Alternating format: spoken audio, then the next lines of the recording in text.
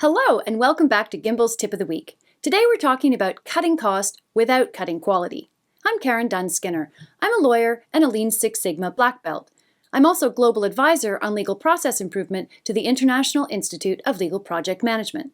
I help lawyers and others in the legal profession build more profitable and productive practices. We're a couple of months into self-isolation now, and it's becoming increasingly obvious that work isn't going back to normal anytime soon. Even if we open up our economies, it'll be months, years maybe, before most people will be comfortable going into a busy office building, traveling, attending in-person meetings, or even shaking hands to seal a deal or greet an acquaintance.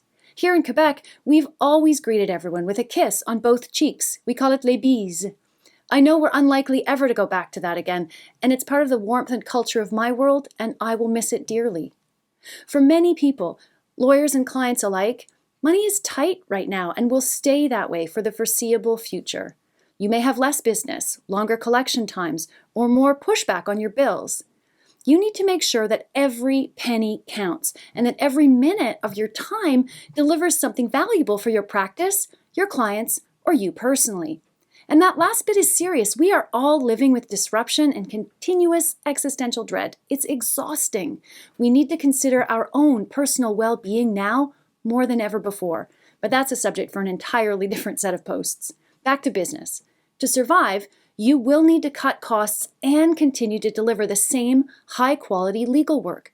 Your cost reductions must be careful and targeted. You must find ways to provide what your clients value and only what they value at a lower cost. You can reduce your costs by spending less time on a task because you've eliminated steps, or you've delegated to a lower cost resource, or you've automated it. Or maybe you've found a way to eliminate a waste associated with that task, a place where you routinely have to rework a document maybe, or correct an error, or a delay that holds you up. These are all wastes. Reducing them will reduce your costs without impacting quality. In fact, you're probably going to improve the quality. In a knowledge-based profession like law, it can be hard to see waste. But if you have a framework for identifying waste, you can start to spot it. In fact, you'll probably never look at your practice the same way again once you start. There are 8 types of waste that we routinely see in every law firm and legal department we work with. Being able to spot them in your own practice will help you identify places where you can make cuts that won't impact your quality. So this week's tip is simple. Download the 8 Wastes workbook. Go back and have a look at our Value and Waste series on the blog. I've put links down below.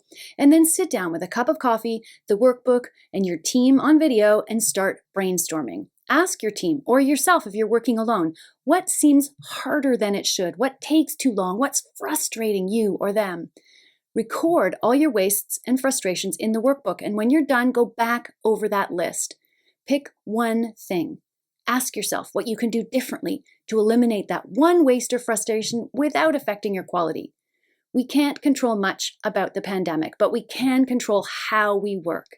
The 8 Wastes approach gives you an easy-to-use tool to improve how you work so you can take back that control. And that's it for this week's tip. Don't forget to grab your 8 Wastes workbook and put time on your calendar to work through it. Also, if you can, join me this afternoon for Virtual Coffee House. I'll be talking to Vanderbilt law professor Kat Moon about the skills lawyers need to develop now to be effective in the future. Thanks a lot, everybody. We'll see you next week.